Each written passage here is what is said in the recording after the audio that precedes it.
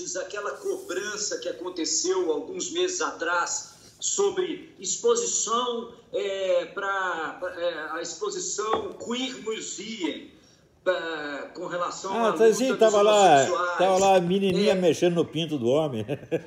Legal, Eu queria saber o que o senhor acha. Por exemplo, tem coisas que vão se acumulando. Então, por exemplo, essa história da exposição lá no Queer Museum, que era uma exposição séria.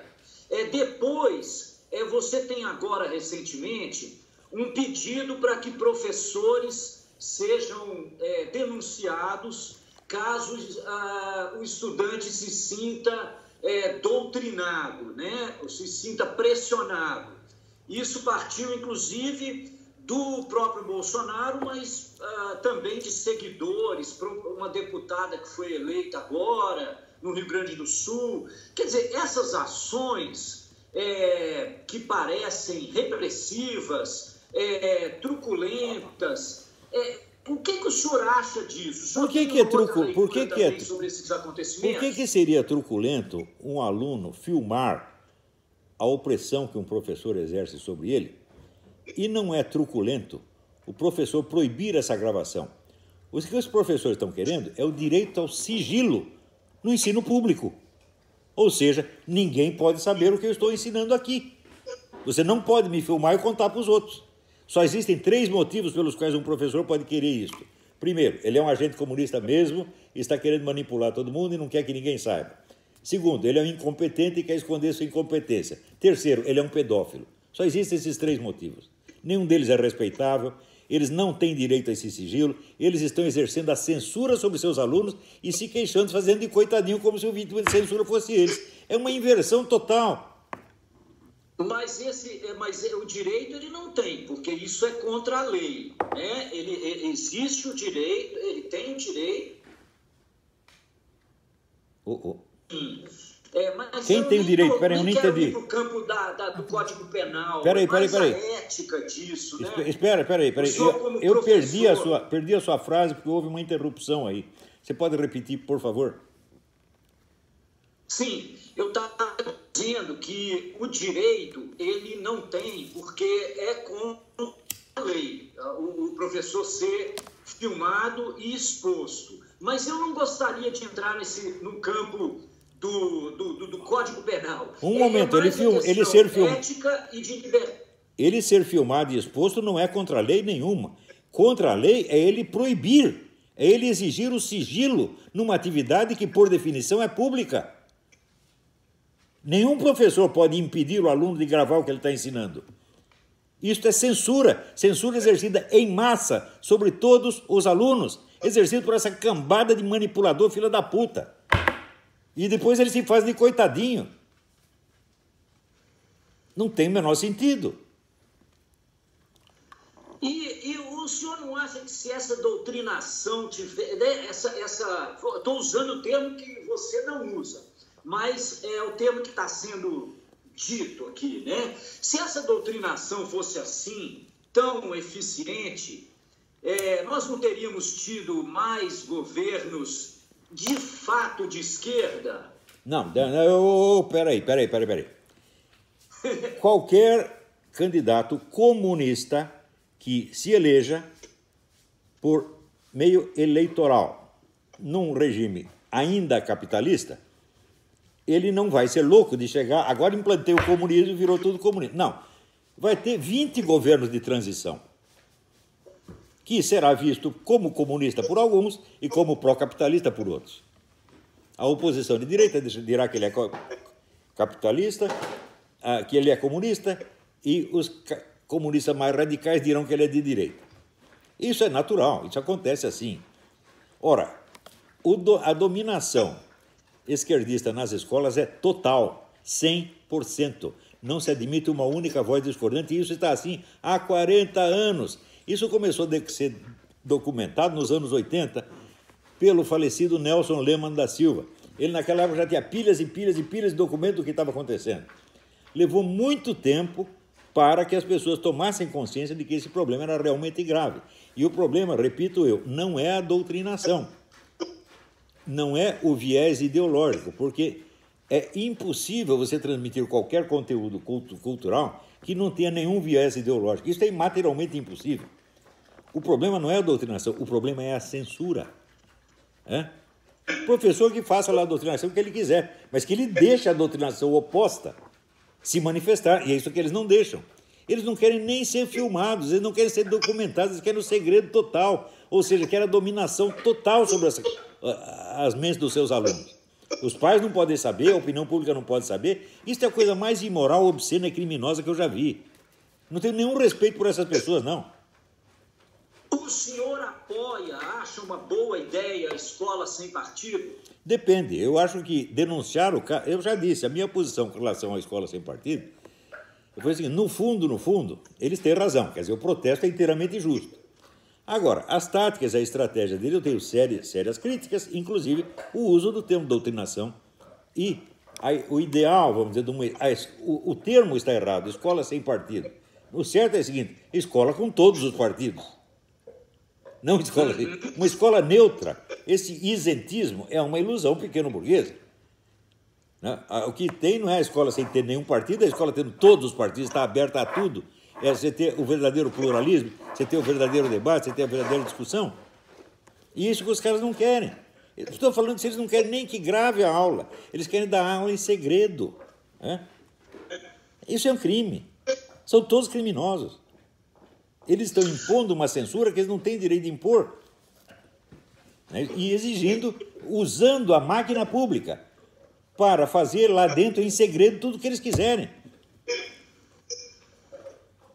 Professor, o senhor acha que uma das soluções para essa questão que o senhor colocou como censura seria, por exemplo, a privatização das universidades? Não, porque nas universidades privadas acontece a mesma coisa. Isso não... mas aí você pode ter, por exemplo, um empreendedor do ensino de terceiro grau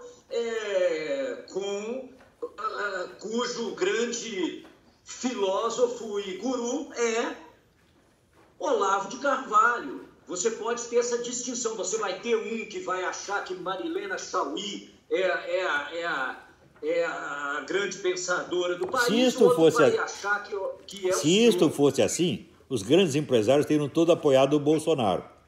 E isso não aconteceu. O empresariado brasileiro está vinculado à esquerda há mais de 50 anos.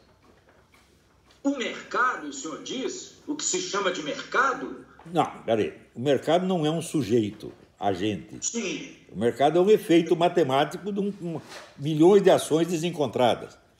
Tá certo? Então, é claro que o mercado pode ir para um lado enquanto os empresários estão indo para outro.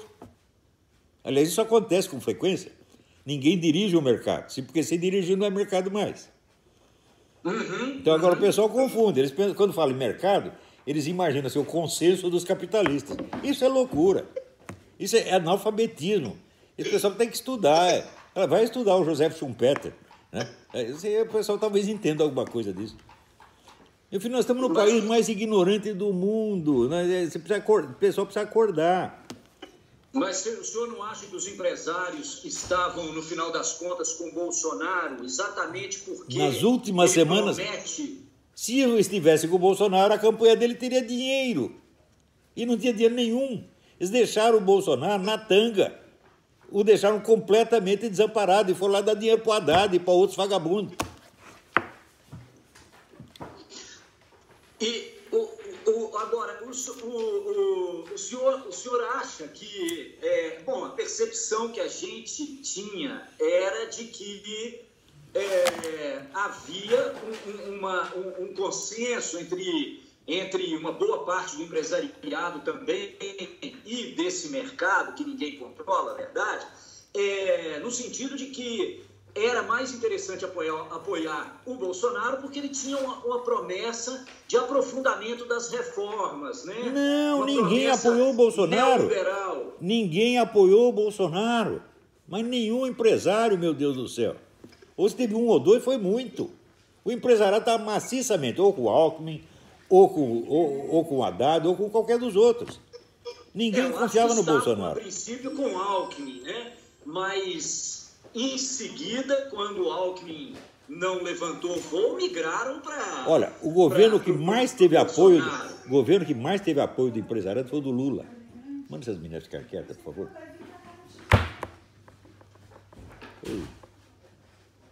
Oi, pode continuar.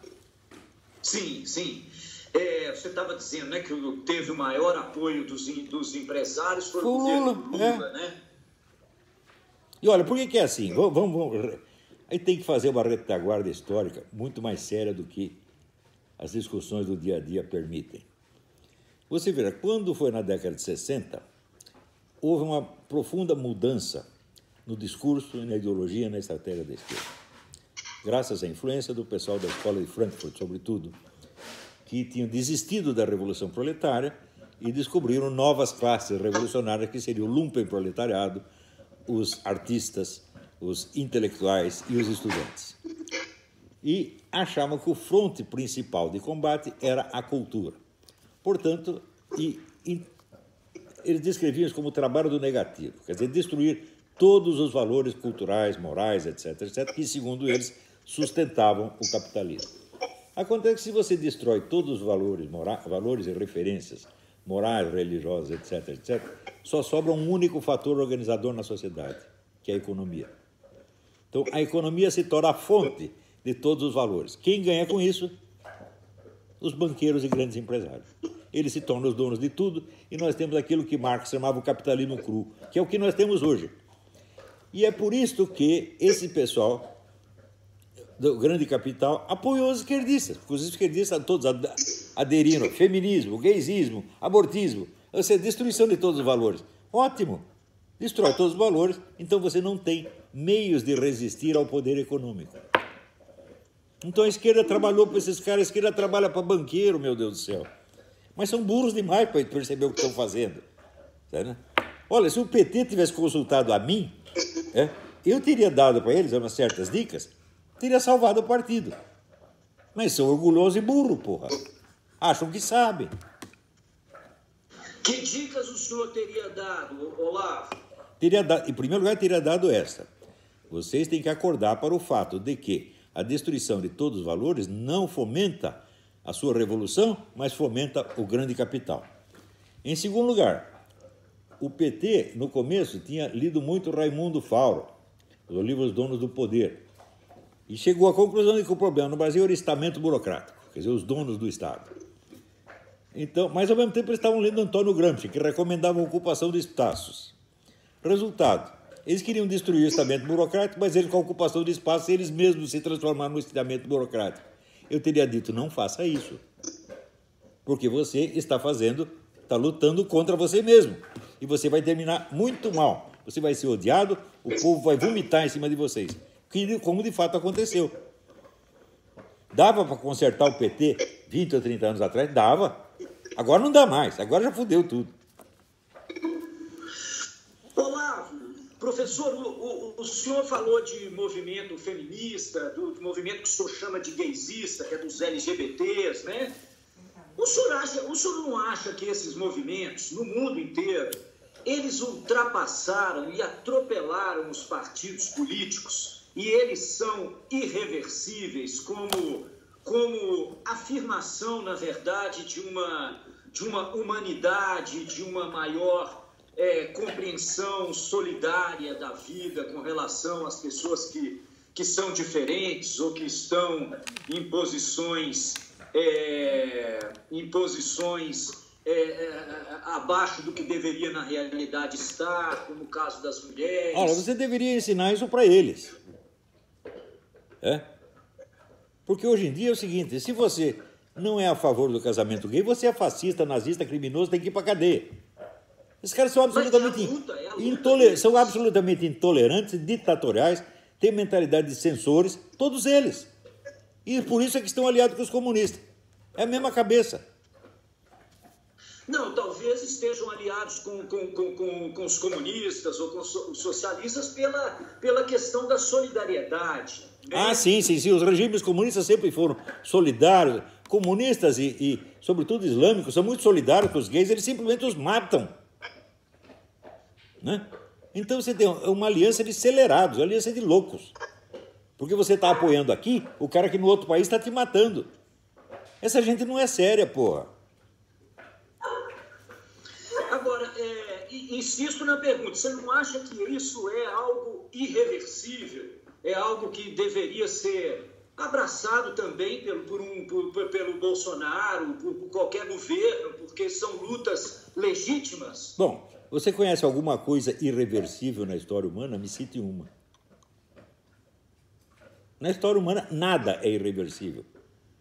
Quando começa a usar isso, é irreversível, isso é uma figura de retórica destinada a intimidar as pessoas e fazer elas aderirem a um treco que elas nem entendem direito.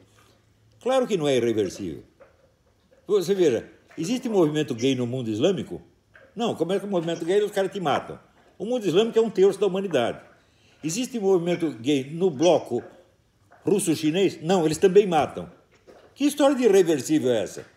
Isso é uma coisinha que acontece em 2 ou 3 países do Ocidente, os países mais ricos do Ocidente, e é uma certa classe rica que se beneficia disso e se acha muito importante.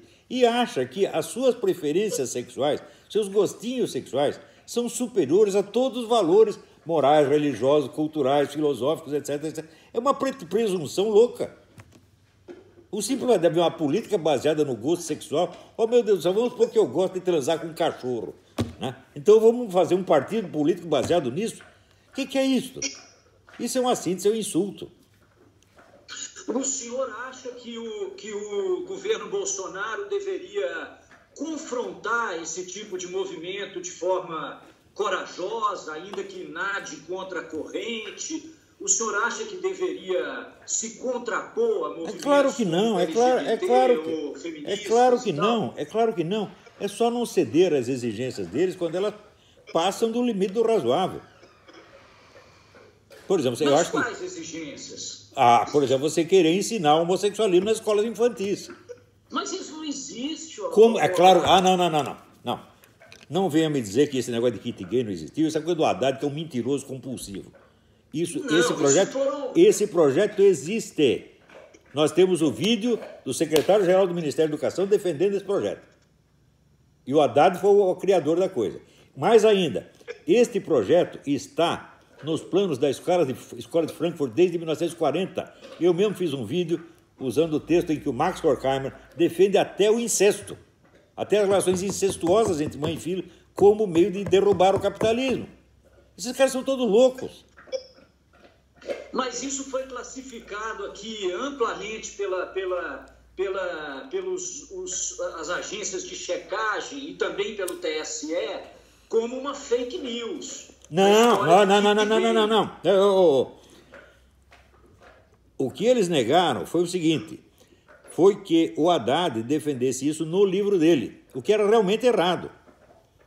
Mas acontece que nesse livro ele propõe a estratégia total da Escola de Frankfurt para o Brasil e diz que o PT já está aplicando essa estratégia. Quando você vai ler a estratégia qual é, está lá o incesto. Então, o Haddad está promovendo o incesto, junto com a Escola de Frankfurt. Eu provei isso. Daí mandei um direito de resposta para a Folha, eles mutilaram a minha resposta, não a publicaram, mutilaram do jeito deles. Eles estão mentindo, eles são fake news. Essas agências de checagem é tudo gente deles mesmo, porra. Você confia em Folha de São Paulo? Você confia na Carta Capital, porra? Você está brincando comigo? Você vai confiar no Mino Carta. Você vai confiar no Mino Carta. Pô, você está brincando comigo? Conheço esse homem assim, de velhos carnavais. Isso é apenas um ator. Ele é um cara histriônico, você está entendendo? Isso é só exibição, é só vaidade. Não é uma pessoa de estudo, não é um homem sério. As pessoas não estudam os assuntos seriamente no Brasil. Se apegam a esses chavões, slogans, etc. E acreditam piamente nisso. Se a Folha estivesse segura do que ela fez, ao dizer que era fake news o que eu tinha afirmado, ela teria publicado a minha resposta, em vez de mutilá-la. Falsificou a minha resposta. Se isso é coisa de gente honesta? A Folha sempre foi mentirosa. É por isso que está caindo. Olha, a Folha hoje vende menos do que na década de 50. E vai acabar essa porcaria. E a Carta Capital que se cuide também. Senão vai perder totalmente sua credibilidade. Eu não estou falando para ferrar com vocês, não. Eu estou ajudando. Vocês têm que tomar consciência, porra. Professor, o senhor acha que o Bolsonaro deve fazer uma revisão na história como ela, a história da ditadura como ela é relatada, contada? Eu não sei se o Bolsonaro deve fazer isso, mas alguém deve fazer. Não, eu não acho bom que o governo faça isso, né? Porque o governo se meteu a fazer esse negócio da Comissão da Verdade e já fez aquela merda. Você vê, nos anos 90, eu fiz várias conferências para instituições militares e mostrava para eles o bando de mentira que a mídia estava contando sobre eles. Cada um é pior que a outra. E eu ia lá com a mentira, a prova de que era mentira, e dizia, vocês têm que se defender, vocês têm que processar esse pessoal. Ninguém processou, deixaram falar. Então, as mentiras ficaram valendo como verdade. Vou te dar um exemplo. Um repórter famoso do Globo, Caco Barcelos. Caco Barcelos inventou uma reportagem de que 2 terroristas que o Exército dizia terem morrido num acidente automobilístico na estrada, tinham, na verdade, sido executados pelo Exército, o qual teria depois forjado um acidente automobilístico. E isso foi transmitido durante uma semana pela Globo, em horário nobre. E depois o Caco Barcelos ganhou 2 prêmios jornalísticos por essa reportagem. Só que é o seguinte, eu fui averiguar a coisa. Então, item 1. A única testemunha que eles apresentavam era um soldado, e esse soldado tinha desertado do Exército 6 meses antes dos acontecimentos. Portanto, ele não presenciou nada, ele não estava lá. Segundo lugar, a data que eles davam do falecimento dos 2 supostamente assassinados era falsa, porque no livro de memórias do Jacob Gorender, ele contava que os 2 tinham participado de um assalto a banco junto com ele 3 meses depois. Terceiro, nas fotos que se mostravam ali do acidente, você via, assim, num carro Volkswagen, bateu na rabeira de um caminhão, e segundo o Caco Barcelos, os 2 foram postos mortos dentro do carro. Só que você via a marca do pneu freando no chão. Isso quer dizer, os mortos acordaram, pisaram no freio e depois voltaram a morrer. Tudo isso é uma palhaçada. Isso é um crime que fizeram. Agora, eu alertei, mostrei isso para os militares e os caras cagões que fizeram nada. O senhor acha que não houve tortura, por exemplo? Claro que houve, mas em quantidade muito menor. Eu vou te dizer por quê, até por experiência pessoal. Vou lhe contar uma coisa. Eu tive uma contraparente que foi presa por conta de atividades que nem eram dela, mas do marido. E no partido inteiro, todo o pessoal de esquerda dizia, não, ela foi tão torturada que ela perdeu um rim. Eu ouvi essa história umas 200 vezes. Só que é o seguinte, eu fui a última pessoa que a viu na véspera de ser presa. E fui a primeira que a viu quando ela saiu, porque eu fui buscá-la na cadeia. Ela estava muito melhor do que quando entrou. Estava forte, saudável, bem alimentada, não tinha perdido rim nenhum. Então eu vi, opa, peraí, essa história de tortura estão muito mal contada. Em primeiro lugar, porque as testemunhas de tortura são assim, um comunista testemunha em favor do outro, o outro testemunha em favor do um. Não há porra de um exame de corpo de delito. Me mostra os horrores que se contavam, me mostre um dedo cortado, me mostra um olho furado, me mostra um osso quebrado, nada, nunca. Portanto, é claro que houve alguma tortura. A foto do suicídio do Herzog. Ah, Herzog fala muito bem. Você sabe o que o Herzog era? O Herzog era um agente do serviço secreto inglês. Isso foi contado pelo próprio cônsul da Inglaterra ao então governador Paulo Egídio Martins. Então, quem matou o Herzog? Eu sei quem matou. Não foi milico, não. E o que o senhor acha quando o senhor vê, por exemplo, o Bolsonaro homenageando o brilhante Ustra no impeachment da Dilma? O que eu vi ele fazer foi... O que eu vi ele fazer foi negar que o brilhante Ustra fosse culpado do crime de tortura. Então, ele está defendendo o cara de uma acusação. Ele não... Agora, desde quando você negar que um sujeito é culpado de um crime é fazer apologia desse crime? Eu não vi o Bolsonaro fazer apologia de tortura nenhuma. Eu vi ele defender a memória de um amigo dele. Se o Brilhante Ustra foi torturador ou não, se a acusação era verdadeira ou falsa, como diz o Bolsonaro, eu não sei. Eu não estudei o assunto suficientemente. Mas eu sei o seguinte, todo mundo tem direito de ser defendido de uma acusação, inclusive depois de morto. Então, isso não é apologia da tortura de maneira alguma. Mas esse pessoal de mídia faz cada jogo de palavra que é absolutamente psicótico. O senhor acha que é justificável o uso da tortura para obter informação em determinadas circunstâncias? Olha, meu filho, eu vou contar uma coisa para você. Eu tenho 50 anos de estudos filosóficos e essa pergunta deve ser a pergunta que eu mais odeio. Eu odeio o estudo do dever ser. Eu me interesso pelo ser, pelo que acontece. Eu não estou aqui para prescrever regra de moral para ninguém, você está entendendo? Eu não sei. Eu sei o seguinte, todos os exércitos do mundo algum dia usaram tortura. E muitos governos usaram. Então, eu aqui vou dizer, a vocês todos não devem fazer isso? Eu não sei. Eu não faria jamais. Eu não faria jamais, não seria cúmplice disso aí. E se eu pudesse combater, ia combater, claro. Professor, para terminar, hoje eu vi, curiosamente, eu tinha pedido a ajuda do Felipe e do pessoal da editora para contatá-lo, mas hoje, depois disso, eu vi hoje a notícia de que existe uma conversa, talvez o senhor possa vir a ser o embaixador do Brasil nos Estados Unidos. Fui eu que inventei isso. Foi você mesmo que se ofereceu? Não me ofereci, não me considero a pessoa mais qualificada. Apenas, como estavam me oferecendo vários cargos, eu disse, o único cargo que eu aceitaria se me oferecesse seria esse. Por quê? Porque nos outros eu não ia poder fazer nada. Eu ia chegar no Ministério da Educação, os funcionários iam me fazer de idiota. No Ministério da Cultura, a mesma coisa. Mas... O senhor foi cotado para ambos? Sim, o Bolsonaro, antes mesmo da eleição, já dizia, o Olavo vai ser meu ministro da Educação, ministro da Cultura. Falou isso várias vezes. Ele falou, juntar, o Eduardo Bolsonaro... o Eduardo Bolsonaro falou, todos eles falaram.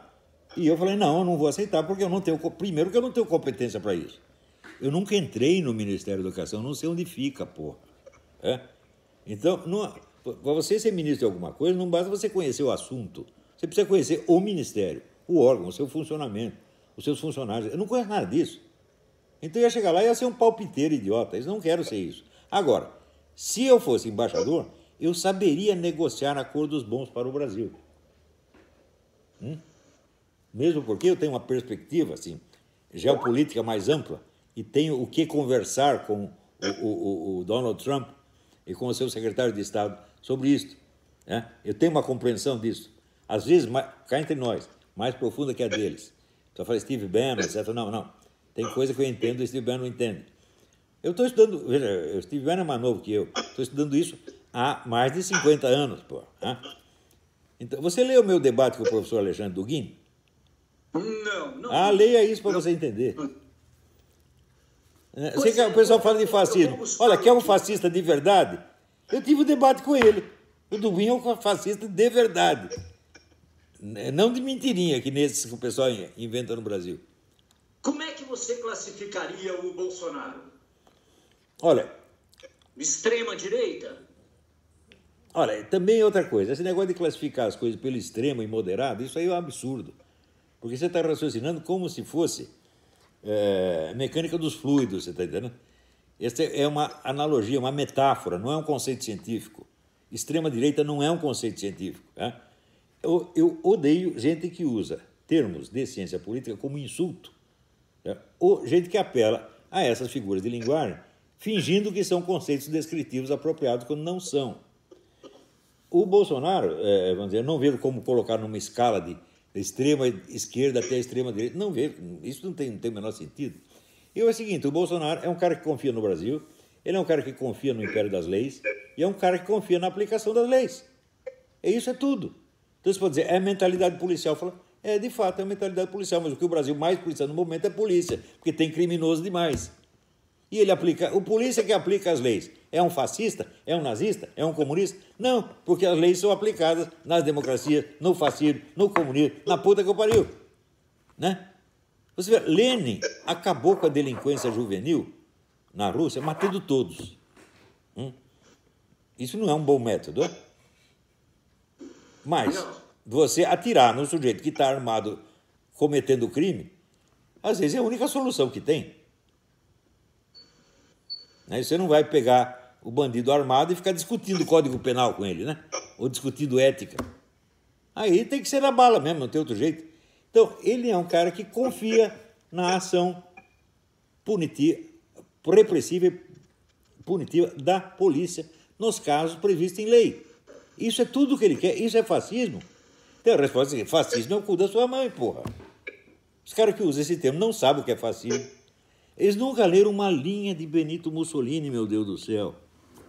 E se você falar dos grandes teóricos do fascismo, né? Corradini, Alfredo Rocco, eles nunca ouviram falar, porra.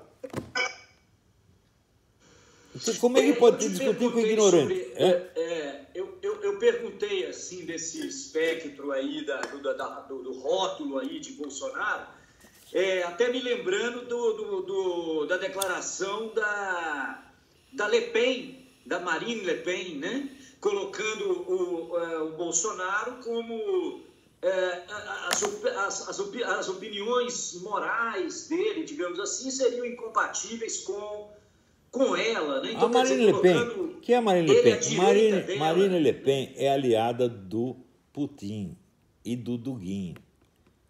Ela é a linha fascista realmente. Então acabaram até elegendo o tal do Macron, por assim como dizer, dos males o menor. Vamos eleger esse bostinho aí.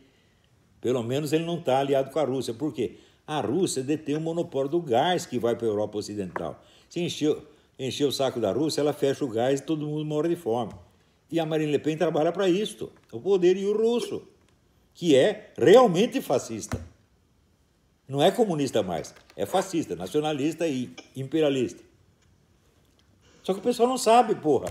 Eu digo, o único antifascista que tem nesta merda sou eu. Porque eu sei o que é o fascismo. E eu sei o que eu estou combatendo.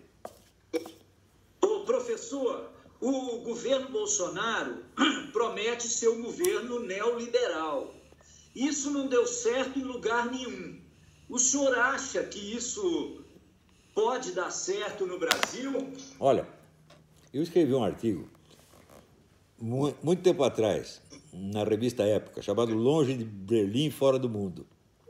Então, era assim, comentava a revolta esquerdista contra o neoliberalismo. O neoliberalismo era representado pelo G8, né? Então, estava lá o G8 reunido, traçando os planos neoliberais. Todos os 8 eram esquerdistas. Inclusive o nosso aqui, o Fernando Henrique. Então, esse negócio de neoliberalismo é uma bolha de sabão que inventaram, tá certo? Para uma ala da esquerda combater a outra, com a qual, no fundo, ela está aliada, e as duas subirem junto ao poder. Que é exatamente o que aconteceu no Brasil. Neoliberalismo não é um conceito descritivo apropriado, é um rótulo de propaganda. Agora, o que não deu certo no mundo, nunca, foi o regime estatizante.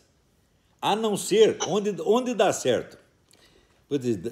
O regime estatizante dá certo nas circunstâncias em que ele deu certo na Itália fascista e na Alemanha nazista, que são circunstâncias de guerra. Eles estão preparando uma guerra, então eles militarizam a sociedade inteira e daí o governo, junto com meia dúzia de grandes empresas, manda em tudo. Isso dá certo, mas termina numa tragédia, você sabe perfeitamente disso. Então, fora disso, o que dá certo? É o bom e velho liberalismo, não neoliberalismo. Bom e velho liberalismo.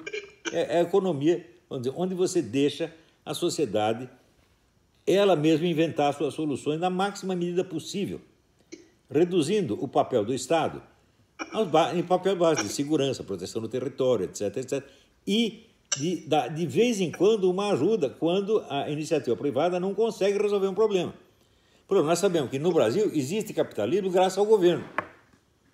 Você sabe como é que foi isso, né? O senhor acha que isso tem alguma chance de prosperar num país que há 3 gerações atrás, abandonou os escravos à própria sorte depois da abolição da escravatura? Um país mas peraí, o país abandonou os escravos à sua própria sorte, assim, não havia indústria, não havia emprego. Olha, a libertação dos escravos foi no fim do século XIX. Qual foi o primeiro surto industrial no Brasil? 30 e tantos anos depois. Então é por isso que tinha muitos escravos que não queriam ir embora da fazenda. Falaram, eu saio daqui e vou para onde? Vou para o buraco. Né? E vão morar em favela. Sabe que favela queria dizer barraco de papelão. Ou seja, os caras saíram da fazenda para morrer de fome. Então, mas a consequência disso hoje... Não foi culpa de ninguém, você está entendendo? Não resolveu esse problema. Não foi culpa de ninguém. O Estado fraco é solução para isso, Olavo? O que você quer dizer com o Estado fraco? O Estado que interfere menos... não provê condições de equalizar isso melhor, de atacar o problema da desigualdade não. intervenções Olha, no Brasil, os termos Estado fraco e Estado forte são usados de maneira invertida. Porque eles chamam de Estado forte o Estado que carrega todos os deveres nas suas costas. Isso é claro que enfraquece o Estado. O Estado tem que usar o poder e a criatividade da sociedade. Está entendendo?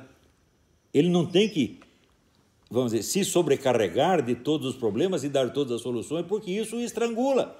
O Estado se torna impotente porque ele tem problemas demais para resolver e recursos de menos. Você tem que graduar a intervenção do Estado pelas possibilidades reais do Estado. Senão, o que você faz? Vamos assumir mais responsabilidade. Não temos dinheiro, então temos que arrancar mais dinheiro do povo. Olha, aquele professor Pierluigi Piazzi, ele dizia o seguinte, a manutenção de um único estudante brasileiro numa escola estatal custa 3 vezes a mensalidade de uma escola privada. Então isso, a educação é o direito de todos, vamos dar a educação para todos. Só que você não tem dinheiro para isso, então você precisa arrancar o dinheiro do povo para fazer isso. Então é uma questão de bom senso, ver nós temos dinheiro para fazer o quê? Então o Estado assumir deveres na proporção dos seus recursos verdadeiros. É uma coisa muito simples. Ou seja, a velha fórmula do Marco Túlio Cícero, né? O Estado não gastar mais dinheiro do que tem, porque senão ele vai ter que tomar o dinheiro de alguém. Ô, professor, para finalizar, queria que o senhor me dissesse o que o senhor achou ali quando, no dia que o Bolsonaro ganhou a eleição, no segundo turno, a primeira ação que nós brasileiros pudemos assistir aquele dia foi uma oração puxada pelo Magno Malta. O que o senhor acha disso, o senhor que é um entusiasta desse governo? Eu não conheço direito o Magno Malta, não tenho nada contra ele nem a favor dele. E eu não sou protestante, eu não sou evangélico, eu sou católico, apostólico, romano e não gosto muito da reforma protestante. Mas, se o sujeito se ofereceu para orar para Deus, o que eu posso ter contra isso? Se ele saísse, mexendo no pinto dos deputados, seria mais digno, mais honroso? Não, você poderia ter contra isso, por exemplo, eu pensando com a sua cabeça, tá certo? Você poderia ter contra isso algo que você sentisse que é um ataque à liberdade daqueles que são ateus, por exemplo. Por que os sujeitos... que são católicos, um momento. Está lá o protestante rezando. Isso é um ataque a mim, que sou católico? Não, deixa ele rezar, ué. Como é que um sujeito rezar... Se ele não é o seu presidente, eu concordo. Como é que um sujeito rezar pode ser uma repressão à ideia de quem quer que seja? Isso é inteiramente absurdo, isso é histeria. É se fazer de autovitimização histérica. Que é um truque que esse pessoal comunista usa o tempo todo, porra. Não, você pode ter a compreensão de que as igrejas evangélicas não têm um bom papel, não cumprem um bom papel na sociedade brasileira. E um grupo pode raciocinar dessa maneira e assim se sentir aviltado, né, por uma quem cumpre um bom papel é o PT, é o Comando Vermelho, é o PCC, é as Farc. Isso aí é um bom papel. Agora, o Magno Malta, que é o ruim, ele chega lá e reza um Pai Nosso, porra. Os outros pessoal estão inundando o Brasil de cocaína. As Farc têm um monopólio, praticamente, da distribuição de cocaína no Brasil. Estão matando o brasileiro um atrás do outro. E daí, isso tudo é bom. Agora daí vem um homem e reza um Pai Nosso. Que criminoso. Pô, para um pouco para pensar, pô. Eu sei que esse meio jornalístico, as pessoas tanto repetem as mesmas coisas que elas começam a parecer naturais. Eu já vivi nesse meio, eu sei, é um negócio auto-hipnótico que não para. E você, como todos os membros da sua redação, cai nessa, porra. Vocês não analisam os fatos. Vocês não conhecem os fatos, vocês conhecem só conversa mole. Se intoxicam de conversa mole, né? Esse é o problema. Professor, então, é isso. Você está em conversações diárias com o Bolsonaro? Como é que tem sido nunca. Sua relação com ele? Eu estou falando, eu conversei com o Bolsonaro 2 vezes na vida. Né? E com o filho dele, Eduardo, mais 2. Né? E com o Carlos, mais 1, o Flávio, que veio aqui trazer uma condecoração. Isso foi tudo. O resto é o seguinte, eles leem os meus livros, tiram lá as conclusões que querem. Eu acho que entendem bem, porque eu não me esqueço de ser um autor mal compreendido por quem me lê. Tem gente que não entende nada porque não leu nada. Leu lá 2 posts do Facebook e sai falando do pensamento do Olavo de Carvalho. Tirando esses que são charlatães, em geral o pessoal me entende bem. Então, o Bolsonaro está seguindo as minhas lições do jeito que ele as entende. Eu nunca parei para conferir como é que ele estava entendendo. Tá entendendo? Olha aqui, eu não estou dirigindo bosta nenhuma, tá certo? Eu não faço planos para nenhum partido político, para nenhum governo. Eu faço análise de situações reais. Eu não sou o homem do dever ser, eu sou o homem do ser. Você está entendendo? Pode ler tudo que eu escrevi. A parte prescritiva ou normativa é ínfima ou inexistente. E outra coisa, eu também não tenho linhas gerais planos gerais para o mundo, para um Brasil melhor. Não tenho nada disso. Eu me limito a analisar situações específicas que eu conheça. Olha, o que eu estou fazendo é o seguinte, eu estou praticando a vida intelectual como ela deve ser. Eu tenho consciência dos deveres da vida intelectual que ninguém mais tem.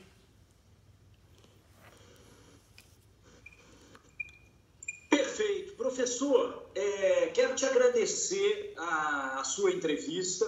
Eu gravei para que a gente seja fiel às suas palavras, às suas ideias, como você manifestou, né, através do Felipe, né, essa preocupação. Seremos fidedignos aqui às suas palavras, pode ficar tranquilo. E te agradeço muito a oportunidade dessa conversa.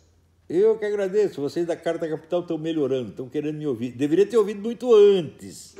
Teriam se poupado muitas vergonhas que vocês passaram, né? Mas agora decidiram ouvir. Eu não tenho nada contra vocês, eu estou aqui para ajudar, cara. Você não está entendendo ainda? Ajudar quem? Ajudar quem me peça. O senhor não tem medo desse governo composto por Magnus Maltas te fazerem sentir vergonha? Ou você não sente assim que não tem nenhum compromisso? Se tiver que passar vergonha, vai ser... Quem vai passar é o Bolsonaro. Eu não tenho nada com isso. Não é assim. É mais por não é assim que eu penso. Em primeiro lugar, eu não pertenço à direita brasileira.